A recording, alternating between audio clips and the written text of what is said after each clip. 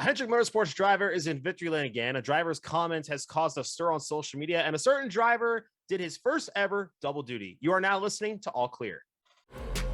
Kaz Grala is the winner, the youngest driver to win at Daytona in NASCAR National Touring Series history. Joey Stone just picked up his first career win. Holy cow, what a finish. Some drivers leave Las Vegas with a jackpot or some money in their pockets, and some leave empty-handed. What's up, everybody? My name is Joey Stone. Along with me is my co-host, Kaz Grala, here with another episode of All Clear, breaking down all the action that we saw from Las Vegas Motor Speedway. And we're just going to jump right into it, obviously, like we always like to do. Kaz, crazy weekend. I know you got some stuff you want to mention about your historical weekend for your career, but diving right into it, Hendrick Motorsports back in victory lane again. And at one point, it did not seem like it was not even going to happen, like not even close, but a late caution comes out and causes a whole whirlwind of things to happen. Alex Bowman wins the race in overtime by coming in and taking two tires along with his teammate Kyle Larson, ultimately ending one of the greatest comebacks we may have ever seen from Kyle Busch in a backup car that wasn't even a backup car. It was a parts car. Started from the back, drove to the front, and this man is furious after the race, which I can't blame him, but he is furious for reasons that you may not expect. Kaz, what do you guys say about it, man? This I think the NASCAR season just keeps picking up with the craziness so far. It sure was exciting. And, you know, as you remember from last week's episode, I did predict another Hendrick Motorsports win. In fact, I thought it was going to be Larson. I think I was off by one spot. Didn't he finish second to Bowman there? He did finish second. Yep, you were one spot off. I can't remember who I picked. I think I picked Tyler. But he came back and finished I think eighth. I think. Yeah. Eighth Tyler place. was strong. Yeah. I thought the Chevys looked really good again this weekend, but Mhm. the Toyotas did step up. Kyle Yep. obviously had a lot of speed, and as you mentioned, just crazy how his weekend went. You know, the highs, the lows. Yeah. He crashed in practice from a tire failure, I think it was, and ended up starting in a backup car and went from the back to the middle to the back to the front, and then that caution came out. And you know, you just knew when that caution came out at the end that could shake everything up. And even though Kyle had been leading there and it was clearly looking like he was 2 laps away from cruising to victory, that didn't mean that he was going to, you know, come out on top of a restart. Everything changes at that point. And you know, I'll be honest, I had seen some 2 tire calls earlier in the race. It seemed like they would fade back into the pack. I wasn't super confident about those 2 tire calls at the end, but obviously only being a 2 lap overtime restart, I guess you don't need to hang on for too long. I certainly would assume another 2 laps, and that would have definitely been a Kyle Busch win with him on 4 tires. But the Hendrick guys hung on with those 2 tires long enough to finish 1-2. So that I thought that was exciting. And I love when a race finishes like that. You know, you feel for Kyle. Mhm. Obviously, he felt like he won the race and should have won the race if that yellow hadn't come out. But I do enjoy seeing a shakeup at the end and seeing some different guys get a chance at it. You know, when that caution came out, I was cheering for it. I thought that we were in for some excitement, and in fact, we were. So I thought it was a good race, and I'll let you bring up Kyle Busch's comments here on Bowman, and we can talk about our opinions on that. You know, I was just going to say, you know, I know you were cheering for it. I think I was cheering for it too. I think all of NASCAR was cheering for that crazy finish, whether Kyle Busch won or someone else did. I think this was a successful race once again for the next gen car. We saw lots of great racing, good passes for the lead, good battles across. The best cars drove from the back to the front multiple times. There was definitely no problem with the dirty air, it seemed like. But someone who did not cheer about that finish was Kyle Busch, who finished in 4th. And I will not put the quote what he said in the car after the race, but Kyle Busch, who, like we mentioned, he started in a backup car. He started 37th place. in a car that had no laps on it whatsoever. The team literally stayed up all night working on this car. And from what they mentioned, this was a parts car. This car was not even meant to race. These were all parts from various cars, just in case a car did crash or needed something, that they would take the part from that car and put it on the car so they could get back on track or do whatever. So this car wasn't even meant to race, but of course, you got Kyle Busch in anything. The man will drive anything and do good. I wasn't shocked one bit he drove up to the front. I'm sure you weren't either, but I wasn't expecting that though. Like to go up there and just take the lead away and just dominate at the end. But like you mentioned, caution comes out, Bowman wins it, Larson second, and Kyle Busch had some things to say. And he did not say anything about necessarily losing the race. He mentioned something about the winner of the race. And this kind of goes back to last year after the Martinsville fall race when Denny Hamlin called Alex Bowman, quote unquote, a hack. That became a t-shirt and everything. A lot of people kind of were like, hey, it's Martinsville, it's racing. That's what happens. It's no big deal. This time around, Bowman did absolutely nothing. He did nothing. He took 2 tires because his crew chief wanted to take 2. He got out there and he won the race. And Kyle Busch out here is saying things about a driver who has 7 career Cup wins already, and already this year and last year has more wins than Kyle Busch and Denny Hamlin combined since last year, and is saying things about this driver that should not be said whatsoever. And I guess we can get into it right there, Kaz, is, if you're Kyle Busch, right, let's put you in Kyle Busch's shoes for once, okay? You have this car that wasn't meant to race, okay? It wasn't meant to be up there in the top 5, top 10, maybe not even top 15. Goes up there to have a chance to win. You lose the race because of a call, right? Okay, maybe your crew chief should have taken 2. You didn't think anyone was going to take 2, but they did. You lost the race. Okay, you still finished 4th in this car. At the end of the race, though, would your first instinct be, I'm going to bash on the driver that won this race, or should I go out there and say thank you to my crew and the team for working on this car that should not even been on the racetrack? What's your mindset on that? Well, that is Kyle's style a little bit, and true. He's famous for being, I suppose you could say, a sore loser, but in reality, that's just, I think, how he shows his drive to win. He's fourth place finish in a NASCAR Cup Series race. Well, that's not bad. That's not how he looks at things. He's out there to win. His job is to win. He wants to win. Anything short of a win is just disappointing, frustrating. And when you have a day like that where you were 2 laps away from winning, then yeah, 4th is going to feel even worse than if that was your highest running position of the day. So, I get that from his perspective and with his personality in mind. I do find it funny that everybody likes to trash on Bowman. I do, because I was reading a tweet just yesterday. In the last 365 days, only 1 Cup driver has more wins than Bowman. Bowman's won 5 races in the last year. Only Larson has won more than that of everybody else.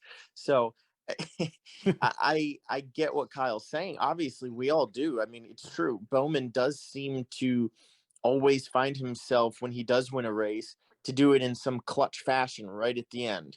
Like he never seems to go out and dominate a race. He never leads the race, controls the race. No, he just seems to steal it when nobody's looking, right in the last 10 laps. But I don't think that makes you less good of a driver. In fact, I think that might show something mentally about you as a competitor that's impressive, if anything. Everyone wants to go out and dominate a race, and I'm sure he tries to do that every weekend. And I guess you could say, sure, he seems to fall short. I don't remember the last race he dominated, but it doesn't matter because he's got 5 trophies sitting at home from just the past year. And I think that is a skill, being able to not make mistakes, being able to perform under pressure, and really rising to the occasion at the end of the race. That's what got Kevin Harvick the nickname of the closer. And that's what's gotten countless drivers wins over their careers. That's what you have to do. So is Bowman going to dominate a race and win it? Oh, I assume so at some point. I mean, I can't remember one in the past year that he has, but like, if you win enough races, you know that's going to happen. It's not like he'll go his whole career without that happening. But I think that the days when you maybe don't have the fastest car or don't have that track position at the very end, and you somehow dig deep and find a way to hustle your way to the front or to capitalize on someone else's mistake and go steal that win. I don't know. I feel like somebody could argue that's more impressive. Are we starting to lose the mentality of a win's a win though at this rate? Because like people are trashing on Alex Bowman, yet this guy is, from what I've seen, is one of the nicest guys in the garage.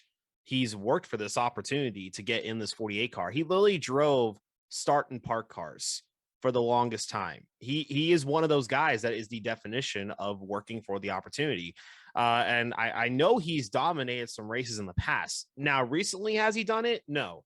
But if one can remember, I remember like 2020 Auto Club before the pandemic happened. He dominated that Auto Club race, and he won it.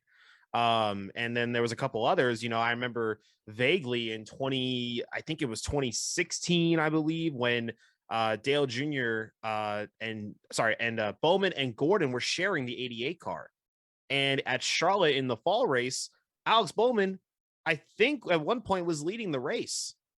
This kid's got talent. He's got talent. There's no doubt about that. The dominating factor in him, has it fully evolved yet? I don't think so. I don't think we've gotten to that point yet, but I think Rick Hendrick and all of Ally and Hendrick Motorsports have clearly stated that they like Alex Bowman. They like him in this car. Dale Jr. handpicked this guy to drive his car when Dale retired. So if Dale sees something, Jeff Gordon sees something, Rick Hendrick sees something, then we all should see something here. And I don't think you need to dominate a race to be a good driver. I think putting yourself in the right spot, like he has done many, many times, you should get a lot of credit for that. Winning a cup race is not easy. Okay. Just thinking of recent memory, Chase Elliott, the 2020 champion, last year, he finished second 6 or 7 times too. It's not easy to win one of these things. I can think of other people that took forever to win a race too. Even just looking at this roster right now, there's some guys in here with lots of talent that haven't won a race in a long time. I mean, Kevin Harvick, what was the last time he won a points paying race in recent memory? Like, dude's one of the best drivers of all time, and he can't find victory lane. It's hard to win one of these things. And when you got Kyle Busch over here, and I get Kyle Busch, I get him. Like, he's always got that competitive edge. Okay. And that's something a lot of people love about him, but it's also something a lot of people hate about him. But that's the thing about Kyle Busch is he has his fans, he's got the people who support him, and he's got the people who don't want to support him. And this is one of those things that either people like about Kyle Busch or they don't like about Kyle Busch, is what he says on the radio during certain situations. Do I think the things he said about Alex Bowman were good? No, I don't think that's good whatsoever. All these guys are here for a reason in the Cup Series. Bowman's crew chief, Greg Ives, made the right call.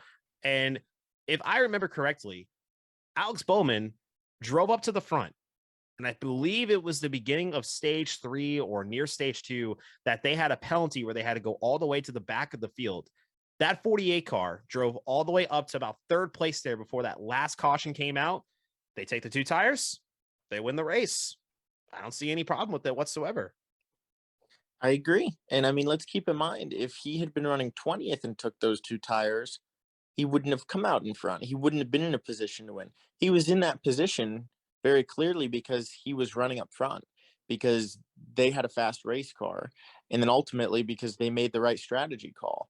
And he had to keep it out front. Kyle restarted, I think, third or fourth on 4 tires. I mean, he could read Alex Bowman's rear bumper coming to the restart zone. He was right there, and Alex hung on to it. So I don't think that you can take anything away from him on his performance in what he did there. I do think he won on Sunday. I think he won arguably as much on Monday when he came out with the t-shirts, just promoting the the criticism that he has gotten. That's kind of become his thing, is he pisses somebody off on the racetrack, gets them to say something heated about him, and then turns that into, I can't even imagine to guess how much money he sells from these t-shirts and donates to animal shelters. So I think that when you have one of the most polarizing figures in the sport, Kyle Busch, criticize you, and you turn around and you turn that into a charitable t-shirt that honestly does look badass and it's funny.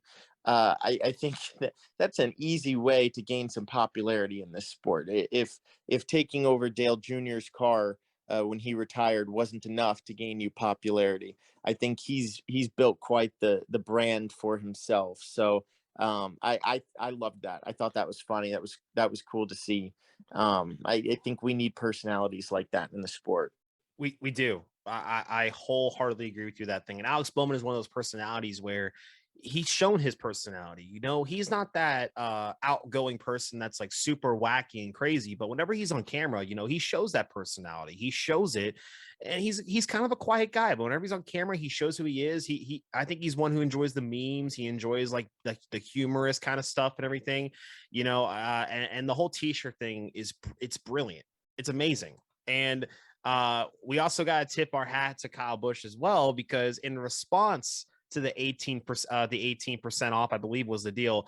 Kyle Busch's website, I believe all his t-shirts were on sale for 48% off. And I believe some of the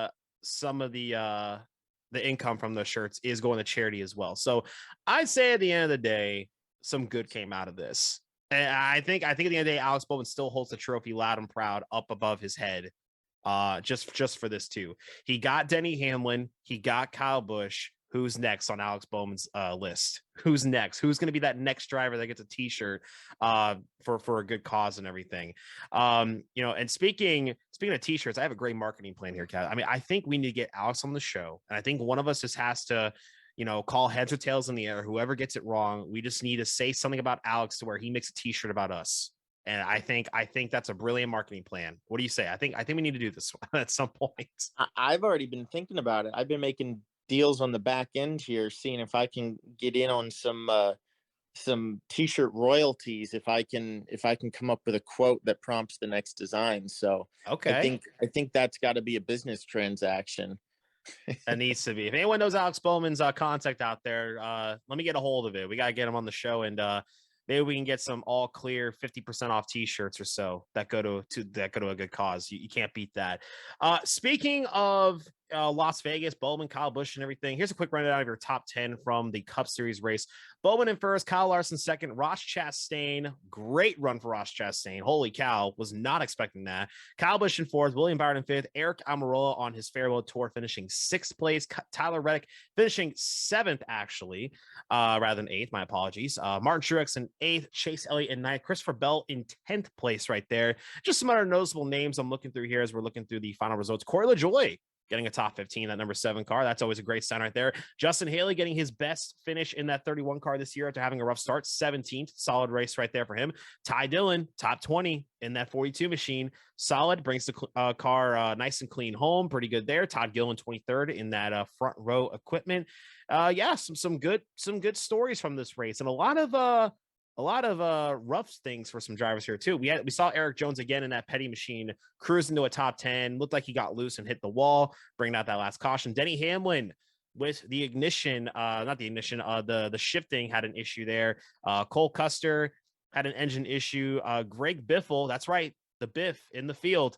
He had a fuel pump issue. Chase Briscoe, Ryan Blaney from a crash, and Daniel Suarez, of course, from getting turned head on into the wall. So some tough breaks there for some of those drivers and everything. But one thing we've noticed from these results, Kaz, is the step up from Toyota. There's a big step up from Toyota in this thing. I know the final results don't necessarily show the Toyota results, but if you look before that last caution came out, I'm pretty sure wasn't there like 3 Joe Gibbs machines in the top 5 or so, or like near the top 10. I know Hamlin was up there until he had that issue with the drivetrain.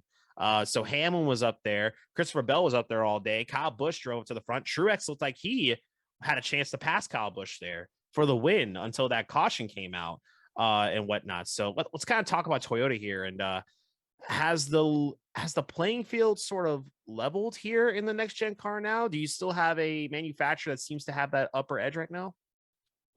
Yeah, I mean, we knew it was going to take everybody time to figure it out, and somebody would step up to the plate and figure it out before the others.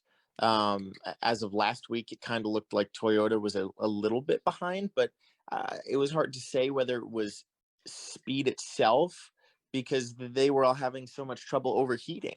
So they were all spending a lot of time in the pits last week in California, and whatever that issue was with their grill opening, they seem to have sorted out for Las Vegas. They did not have any overheating issues, and you saw them running up front. So I'd say with that change being made, all three are pretty much even here. I didn't see anybody as a standout or anybody that was clearly far behind the others. I think it right now is leveled to the point where if you've got a good driver and you execute well all day and you hit the setup well, then you're going to run up front. And so, in the past, you had to do all those things plus have a high budget or have a beefy engineering department or be a really top powerhouse team to be able to put yourself in that position. Nowadays, it does seem like you can have some of these smaller teams or newer teams like a petty GMS, like a Trackhouse. It got their setup right. The driver did a good job, and all of a sudden they're up front. They're competing for the win up there.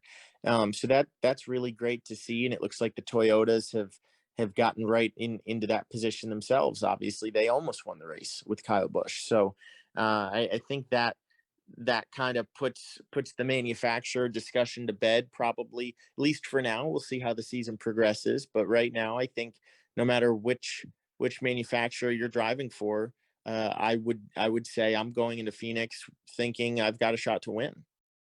I agree. And we saw this play throughout the race. It looked like early on that Chevys looked to be right where they left off at Auto Club. But then we saw throughout that race, we saw Kyle Busch drive up to the front.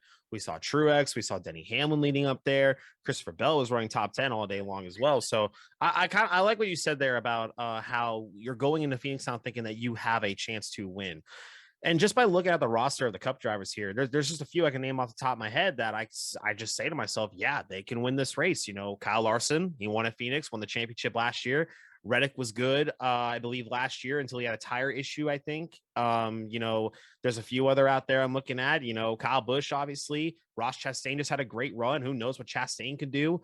Alex Bowman's good at Phoenix as well. So there's a lot. Kevin Harvick as well. Anybody can go out there and win Phoenix right now with how these manufacturers are playing out. But it's like you mentioned, too, we're still in an early stage with this next-gen car, I think, to where if the team gets the setup right, they are going to have that chance to win. It's not going to come down to, pure driving is definitely going to always play a huge factor into this kind of thing. But I think the teams are still playing a huge role right now when it comes to what car is going to go out there and have the better run. If the crew gets the setup right, they hit it on the mark, they're maybe just a tick off, that driver is going to be up there. You wait till about halfway through the season when these crews kind of have these setups figured out for most of these tracks and everything, it's going to come down 100% to the driver, and how comfortable they are in this car. But speaking of the car as well, one quick mention, we're noticing more and more how these drivers are getting more comfortable with these cars. And if you did not see a big difference from Auto Club to Vegas on how comfortable they're getting in this car,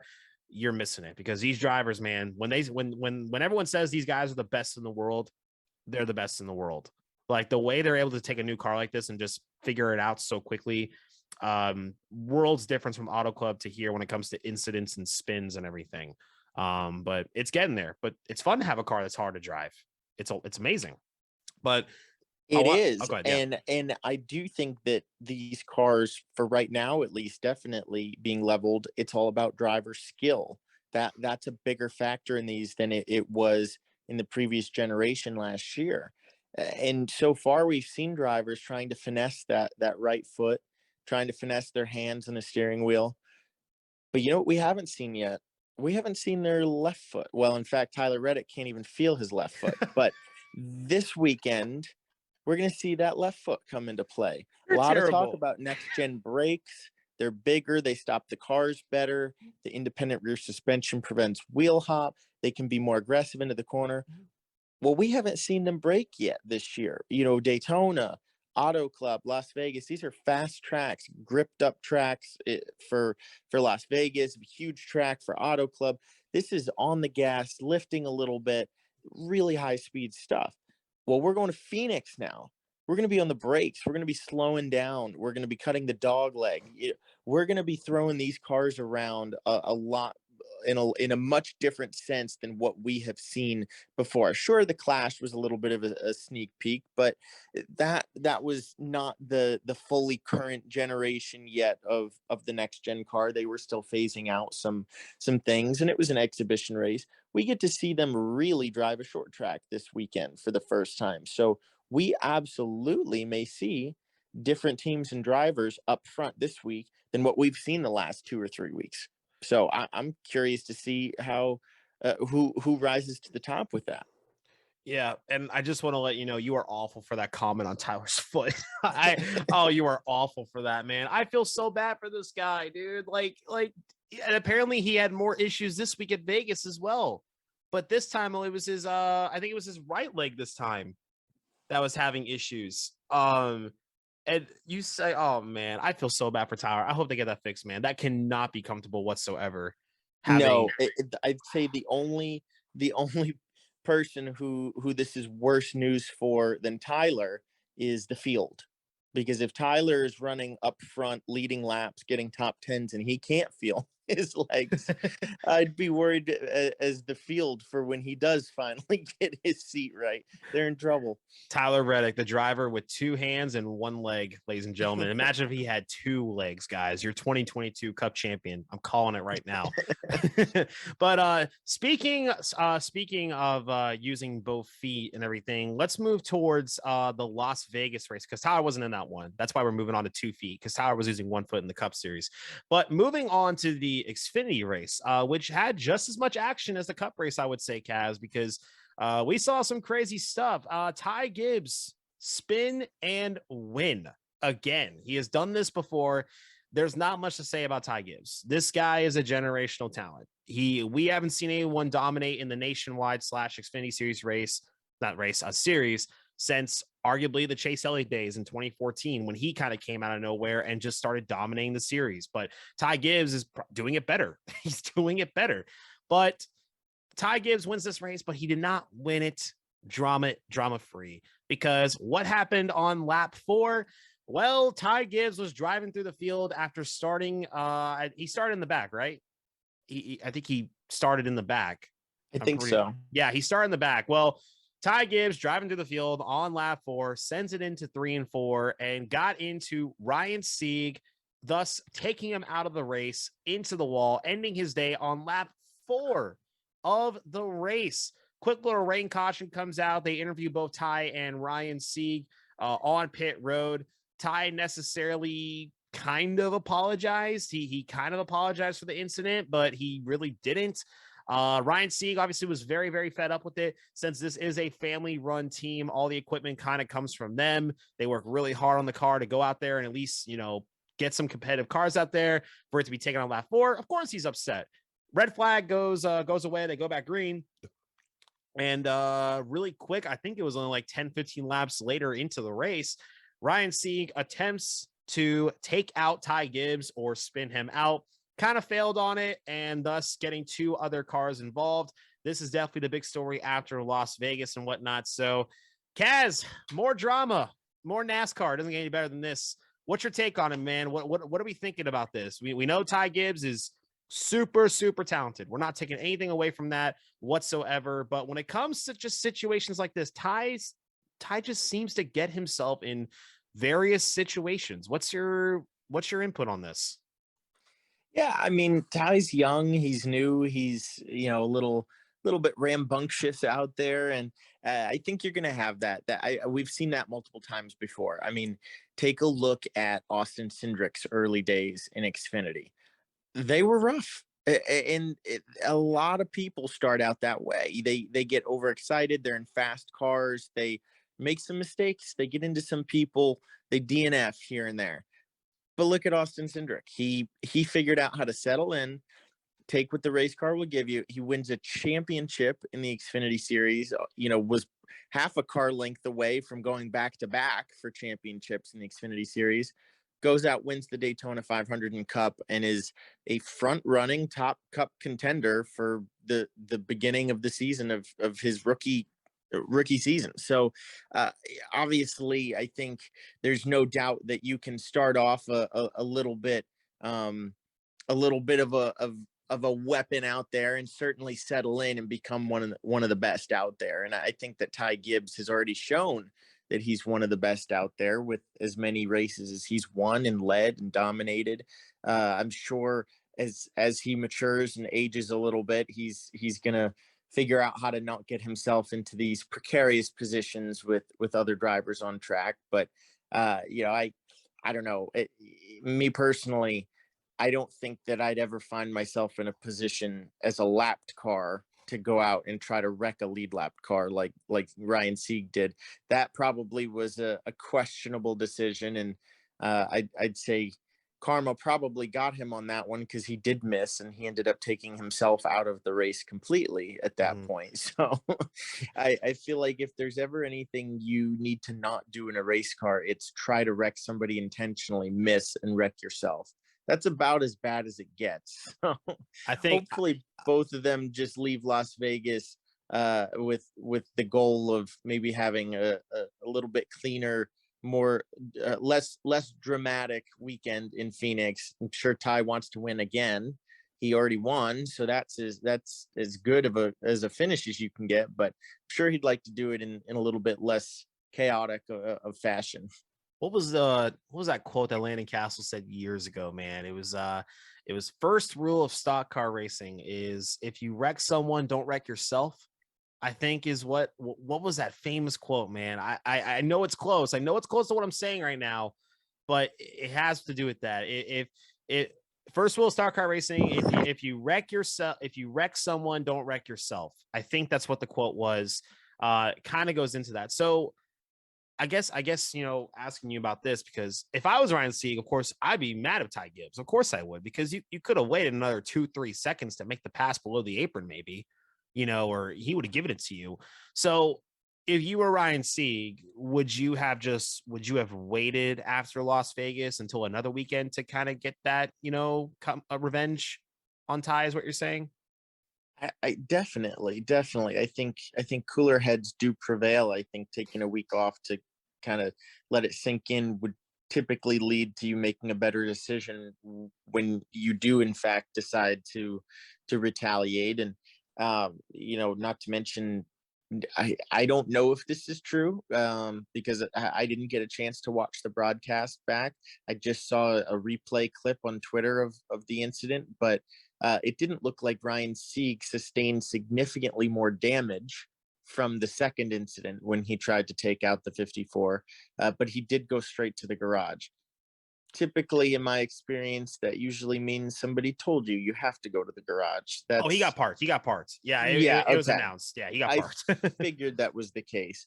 I just don't feel like that's really where you want to find yourself on any given weekend with NASCAR parking you. So that probably wasn't the best way to go in that event. So I'm sure NASCAR had a conversation with him. When they park you, that means you automatically have to go to the NASCAR hauler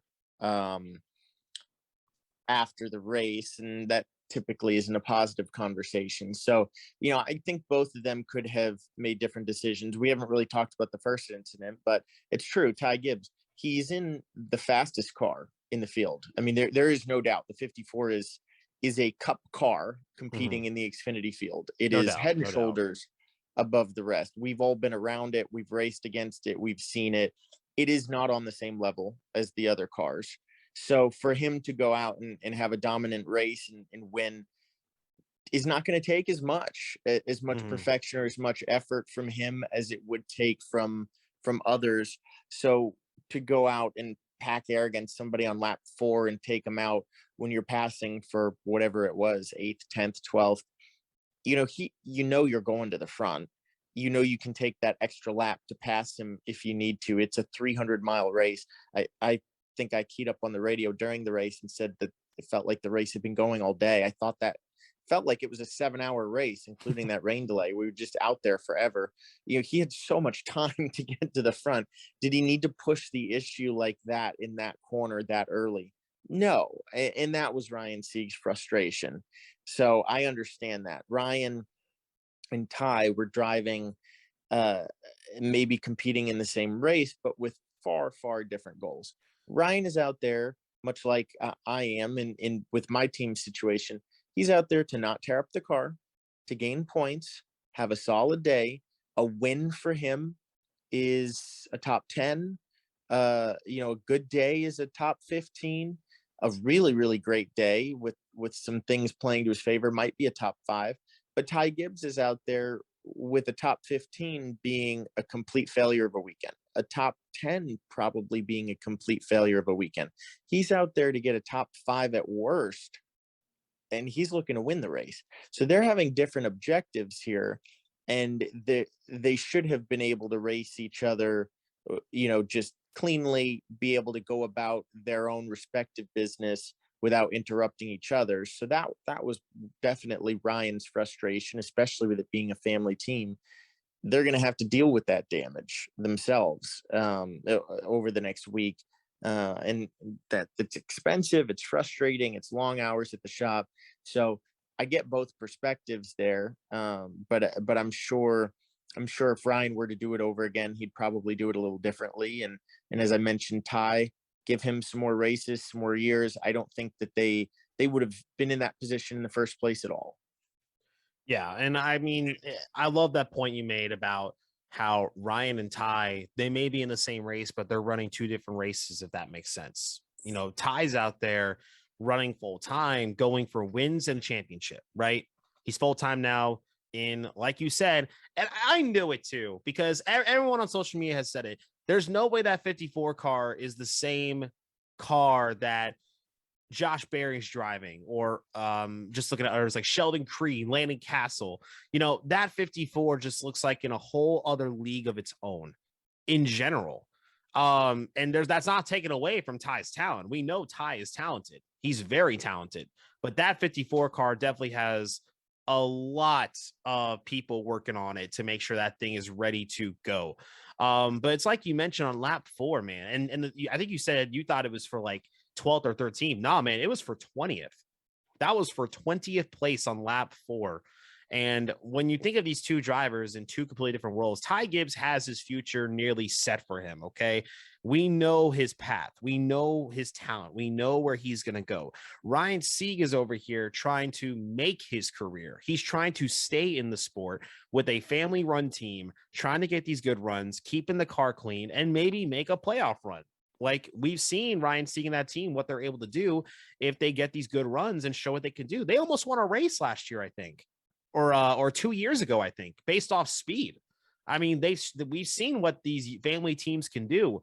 And when you have someone come in and just kind of blatantly taking you out with no hesitation, when, every clean car makes a difference in regards to the rest of your season and finances, of course I'd be mad. I feel awful for Ryan Sieg. Do I think the time and place where he made his payback on Ty Gibbs, was it a good time to do it? No, I don't think so. I mean, I think if he really wanted to do it at Las Vegas, there was better times to do it than right there, because 2 other cars got involved in that incident. But I'll say this, speaking of someone who I don't personally think got involved in an incident, let's talk about you, man. Well, let's talk about your Xfinity race here.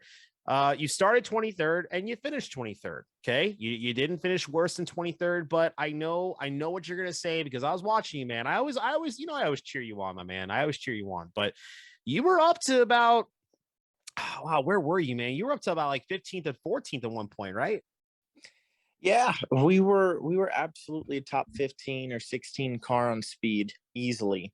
And another week, it got a little hectic at the end. Some drivers made mistakes. Some drivers crashed. We probably would have been in contention for a top 10 finish, just like Auto Club. Unfortunately, we did, in fact, get involved in an incident. Whoops. I had just done my green flag pit stop. I was running 15th. I had 14th place right in front of me for the taking, and was just a couple car lengths back as we were passing a slower Josh Berry, who had not yet pitted. He was still on the older tires, so we had more grip than him. The car in front of me passes him. I go into turn 3, and Josh goes to the bottom and misses the bottom, slides up a groove, and I'm glued to that white line on these fresh tires.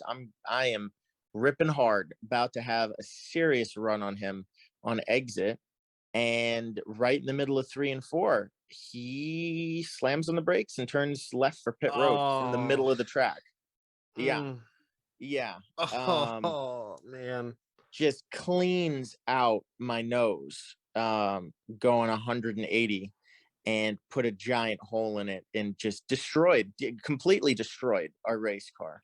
So that's what happened. Okay. And the caution didn't even come out because Josh actually saved it. I had him basically completely spun, but he saved it, came to pit road, so there was no yellow. And yeah, he had destroyed our bright number 45 car. So we went from being a top 15 car to being way off the pace. We actually went 3 laps down over the next like 25 laps.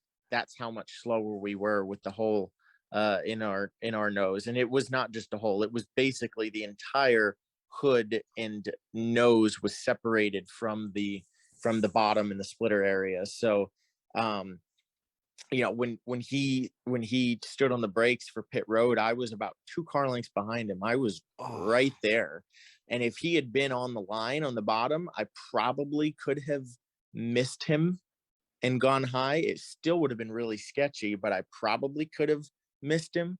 Problem was, when you commit to pit road from the middle of the racetrack turning down, you don't even give anyone a chance to be able to drive around you on the top, because you were already covering that space. And we saw drivers a year or 2 ago get extremely frustrated. I think it was Quinn Houff at Texas. It was. I remember hearing a lot of frustration of somebody committing the pit road from the middle of the track. Like in the cup field, that's just something you don't see. That's just not a mistake that's made, because that's you don't do that. No, that's such a problem. And it's not even just a problem for whoever's behind you, it's a problem for you. He's lucky he saved it, but that could have ruined his day too. So that's just something you need to avoid happening altogether. And unfortunately, it did end our day. Essentially, we went 3 laps down. We ended up waving around on one of those late cautions, so we finished 2 laps down. Very similar story, different reason, but similar story, unfortunately, to Auto Club. Top 15 all day, should have been top 10 at the end. Instead, midway through stage 3, we ended up 2 laps down because of somebody else's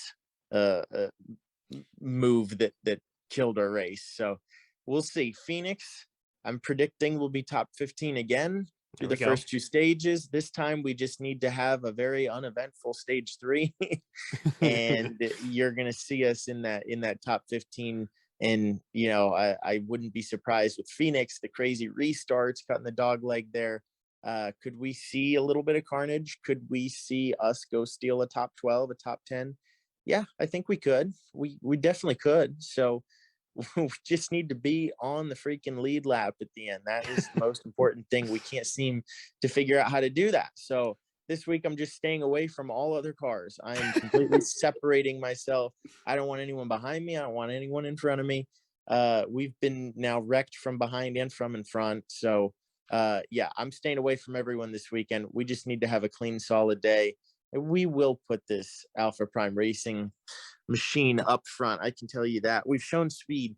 We've shown potential. It's a whole lot better to have a weekend where you were a top 15 car and have something go wrong. That's better than being a 25th place car all day and just finishing there. At least we know we had a some bright spots throughout the race. So Phoenix, we need to go get that done. So you need to have a note in your car that says avoid any car that has the number 8 at this point. Because it's actually really funny when you mention it, because on TV, I know you haven't mentioned show the broadcast, but when that pit cycle was happening, they had a clip of Josh Berry spinning near the pit entrance and saving the car, but they didn't show anything else what happened in that incident. Nothing else happened. Everyone thought that Josh Berry just got super loose on the brakes. He's spinning the car. So you mean to tell me if that TV camera was another 5-10 inches to the right, we probably would have seen a bright 45 slamming into the back of the number 8 car? Yeah, pretty much. Well, if I had an onboard camera, you probably would have seen Josh's gearbox from underneath. So it was hard contact, completely unexpected. Yeah, that did us in. Yeah, and you know what's really sad? Guess who watches my streams from time to time? Josh does. Josh watches my streams. So I might have to talk to him and tell him, listen, I got 2 pals here. We need to make sure these 2 cars come home clean, because Josh got a good result, but you should have gotten a good result too. We need to have a nice, firm, professional discussion with you two to make sure that doesn't happen again. But okay, let's kind of go away from that Xfinity race real quick. Obviously, Ty Gibbs won the race. Some quick noticeable ones here to give a quick shout out to some noticeable performances. How about your teammate Ryan Ellis, by the way, finishing 13th in the Four Loco car? By the way, that is one of the sexiest paint schemes I've ever seen in my life. That was incredible. You two looked really good. I mean, for most of the race, I saw you guys back to back in the results, like in the order as you guys were racing. So you guys got some good stuff going there. Good result by Ryan Ellis over there. He did a great job. Yeah. And our cars were very similar in speed. We had slightly different approaches to the setup.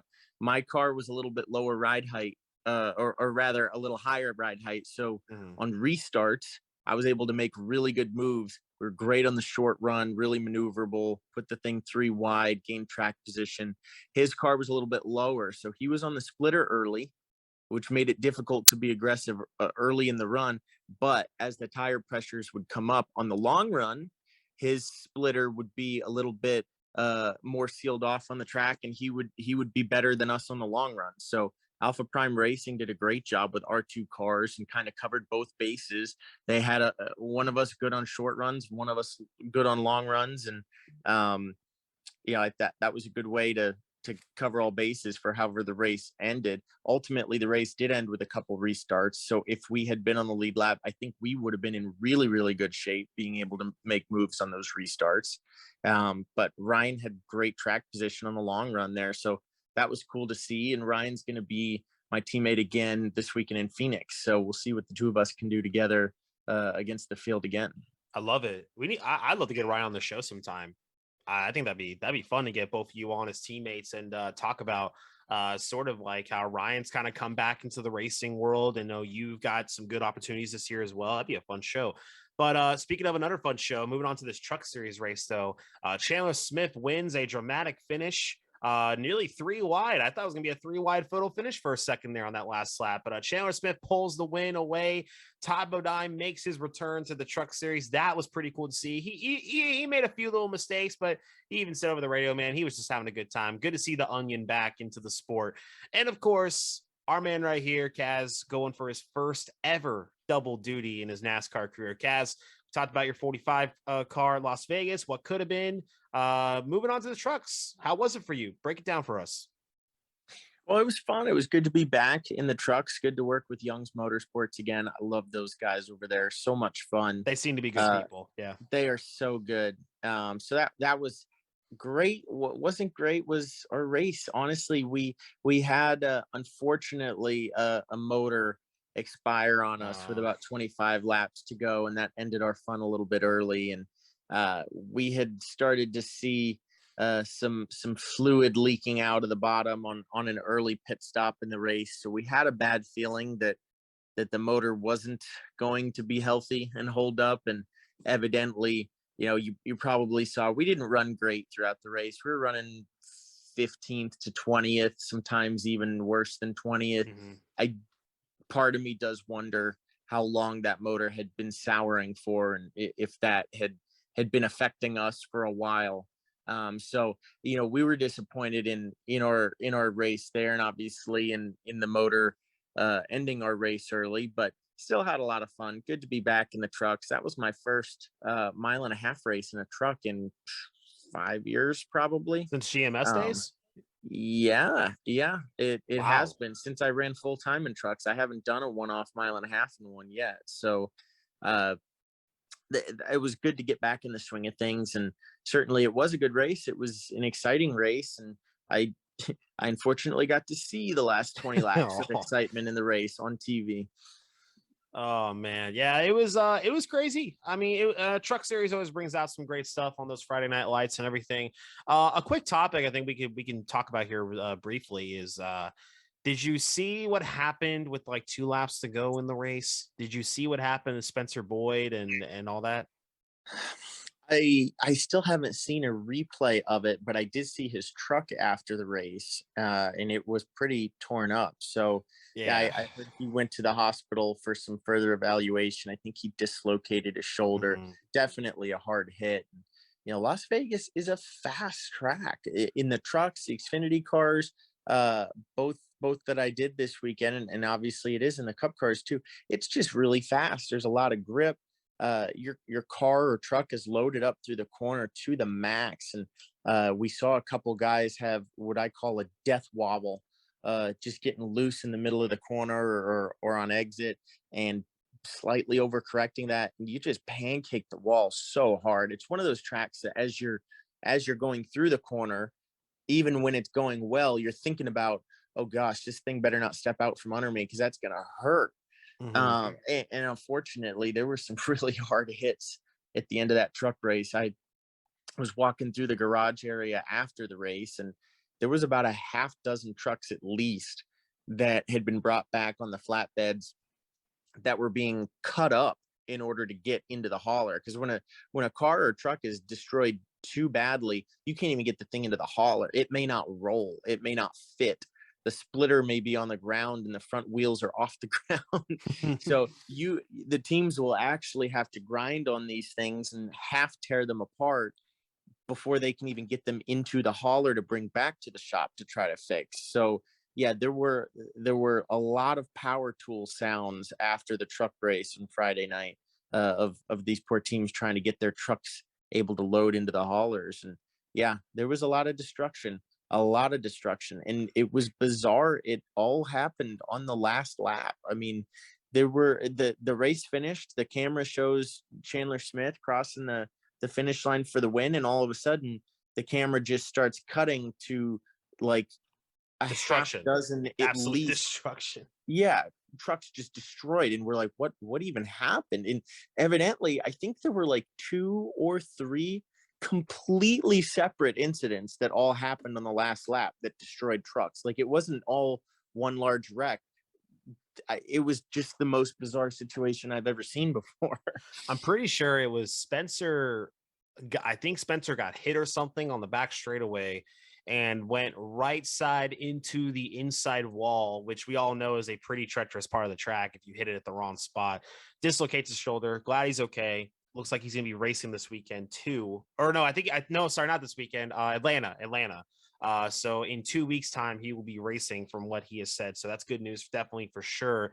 But then we also saw, I think Jordan Anderson, John Hunter Nemechek, someone like blew a tire or something. I don't know what it was, because that's a lot of damage for an incident that you would think people can just back off and miss. It looked like something just happened spontaneously and no one could do anything about it. But I guess the quick thing I'll ask you from that is, Spencer's truck was sitting there from the second to last lap all the way to the end of the race. A caution was not called for that hit. Do you think the caution efficiency should be worked on a bit through NASCAR? Do you think it's something that still is a big topic today, or is there anything you would change? Is there any input on what you would do to help the caution fluency? Well, I think I was reading today a quote that somebody from NASCAR had in fact publicly said Okay. that the caution should have been thrown there and it wasn't. Okay. So I do believe that they feel that way. Uh, but at the end of the day, it's a judgment call. All of this is Mhm. people making decisions. You try to make it perfect. You certainly put all the right rules in place and you put the right people in place to be able to make those calls. But sometimes they might throw the caution a little more quickly than they should have, and sometimes it's a little bit late. And uh, that's just the imperfection of people trying to make judgment calls in the moment. You're going to have that. A lap at Vegas is less than 30 seconds. So that's a full lap. In order to have thrown the caution before the white flag was thrown, they probably had 8-10 seconds to make that decision. That's just really hard to do. And so I think their criteria typically is, if obviously if anybody's on fire or if anybody had such a hard impact that they're concerned about their safety, they'll usually throw the caution immediately, even if it's about to be the last lap or is the last lap, because that certainly takes precedence. But beyond that, if there is a wreck on the last lap that is far enough after the start finish line that people can slow down post race before getting to that incident, and they didn't think anybody could be seriously injured, then they will let them race back to the line, which I love. I want to see a race finish Of under course. green. Of I course. want to see them race back to the finish, so long as it isn't at the expense or at the danger of anybody else. Yeah, absolutely. That's what we're all there to do. So it's hard to say. They may have seen that hit of Spencer's and it may not have looked as bad as it felt inside the truck, or maybe somebody didn't catch that impact. As I mentioned, I believe there were several wrecks that all happened within that last 30 seconds in the race. They may have seen another one and thought, well, that one's okay. It was a light hit. We'll be able to keep it green. Well, Spencer may have hit at the same time. You may not see that until after the checkered. So I don't think it was anything negligent by NASCAR by not throwing that caution. They may look back on it and say, yes, we should have thrown the caution, but it certainly wasn't for a lack of effort and trying to keep everybody safe. So I'm sure they'll look back on that, figure out what it was that they missed and why they feel they should have thrown the yellow, and maybe next time they'll be able to clean that up and do so as they feel they should have. But glad Spencer was in fact okay, maybe a little battered and bruised, but always good to see a driver okay and healthy afterwards. So glad that it sounds like he'll be back in Atlanta. Yeah, glad for sure. And he seemed to be in good spirits after the crash too, and everything. I mean, the man took a dislocated shoulder like a champ. I don't know how I can handle it like he did. Must have been all the adrenaline. Must have been all that adrenaline. He must have not felt good the day after, though. I'll tell you that much. But yeah, I think you hit it around the spot really well there. I think people seem to kind of forget that the whole cautions coming out, whether they come out at the right time or the wrong time, it's just based on a human decision. You're thinking in that moment what's best for the drivers and the fans and all of that, but most importantly, it's going to come down to the drivers, because if there's a driver that has a horrendous crash, the caution needs to come out. You never know what the state of that driver is when it comes to health wise, if they're physically hurt or if, or anything like that. But if someone just spins out, if it's 2 to go and someone spins, they keep going, no one else is involved, don't throw the caution out. Let them race it out, especially if it doesn't have anything to do with the leaders up in front or the top 15, 20 cars. And we've seen a little inconsistency here and there, but I think a lot of people tend to forget that they're just humans up there that are doing their job, and they're trying to make the best decision for everybody. And at the end of the day, I think you and I both know this quote very well. You can't please everyone. You can't. There's going to be people that don't like a decision. There's people that are going to love a decision. And I am one of those who believe NASCAR definitely should have thrown that caution when Spencer Boyd crashed right there. That was a pretty hard hit. Maybe they weren't paying attention back at that time because of what was going on up front, which, of course, I understand why. But I feel like as a NASCAR body, you got to make sure you have eyes on every single driver out there, no matter what, because you never know what could happen. But it seemed like they are very upfront about that. They did declare that should have been a caution. They did take responsibility for that. So that is definitely always great to see. So we've covered all 3 series here. a really good weekend of racing. Once again, we're hearing more and more about how Kaz could have had this happen, but unfortunately this happened. So we need to have an episode soon where, you know, Kaz comes in here saying everything went perfect. Like just everything went perfect. Like without the blunder of something happening here. So kind of just looking on forward here, Kaz, you know, we got Phoenix coming up. This is a track that year after year, more people seem to be more excited about it every time we go back. It has provided some very good racing over the last few years, especially in the Xfinity Series from that championship race last year. Tell me, my man, are you excited about this one? You know, are you more excited for this than Vegas? How are you feeling about Las Vegas? I mean, not about why I can't even talk. How are you feeling about Phoenix coming up? We know how you felt about Vegas. How are you feeling about Phoenix coming up?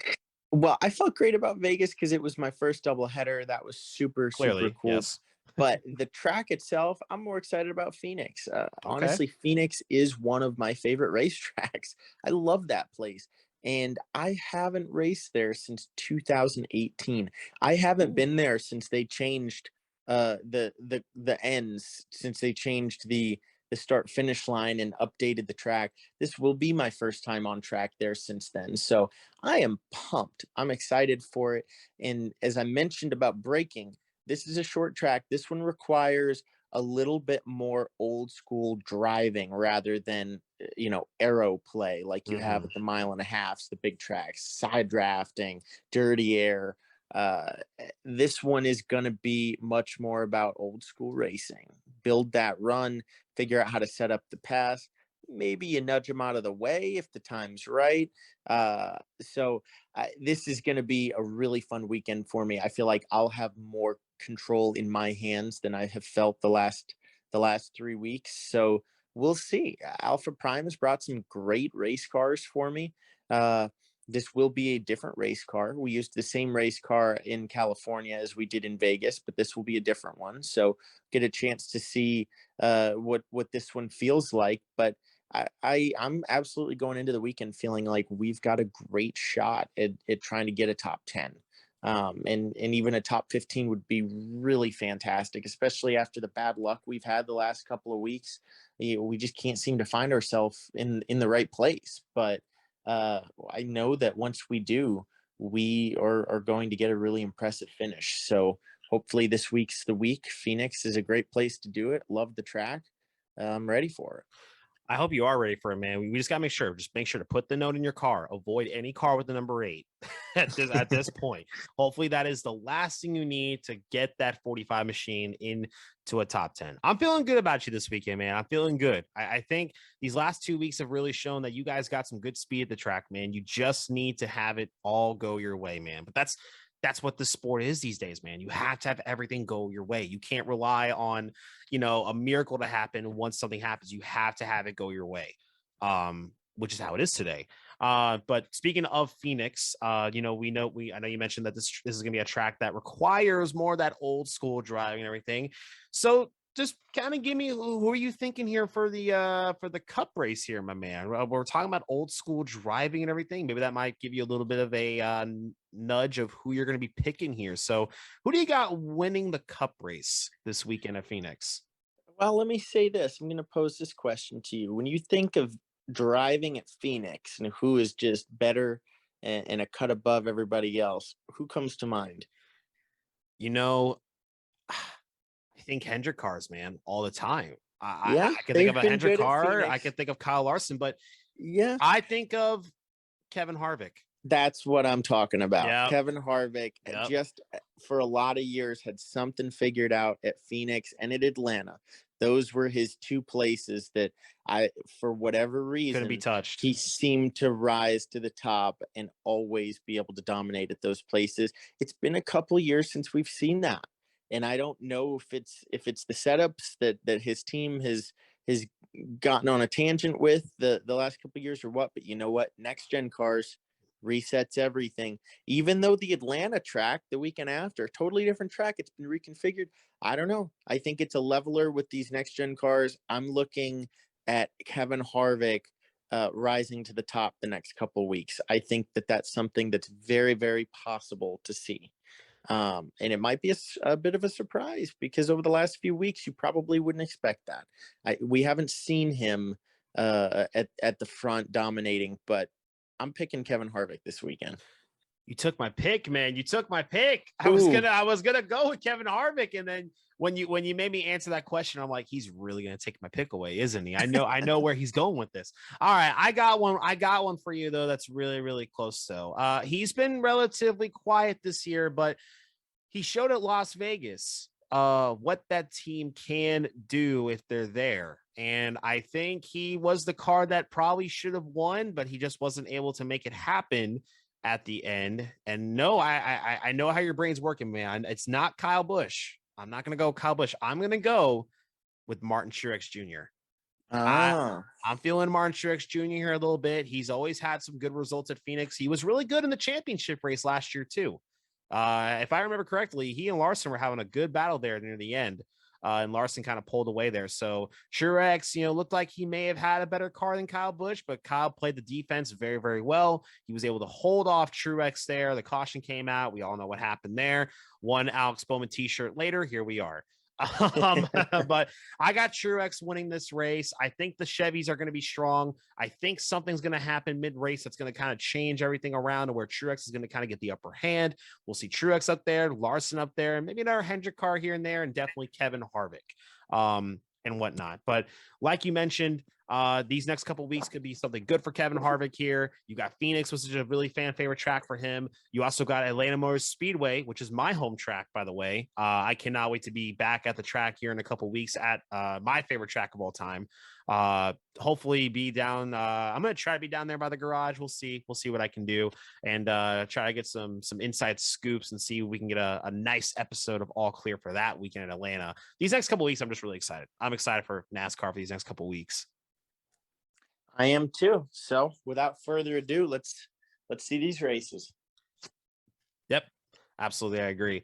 All right. Well, I mean, I think we kind of hit everything. Kaz, is there anything else you'd like to talk about here? Any little end points? Nothing, but we'll just add to next week's agenda to talk about my good luck coming out of Phoenix. That's what I'm looking for.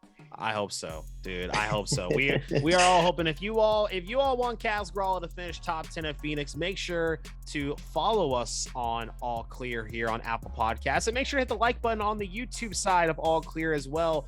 Let's get 50 likes for Kaz on YouTube. 50 likes on the podcast for Kaz Gralla to make sure he gets that. Yeah, actually, no, I'll make it a little easier for you guys. 45. Let's go 45. No, 45 likes Love there. it. 45 for the Alpha Prime machine to get Kaz Gralla a top 10 at Phoenix, guys. Well, guys, that was a really fun episode. We talked about a lot of amazing stuff, guys. Best of luck to Kaz here at Phoenix on his West Coast swing. Hopefully he can get some luck on his way to bring home that car to a great finish. I'm going to be over here watching the races, taking some notes to make sure that the next episode of All Clear is just as good as this one, if not better. He's Kaz Gralla. I'm Joey Stone, and now you are all clear. Thanks for watching, and we'll see you later.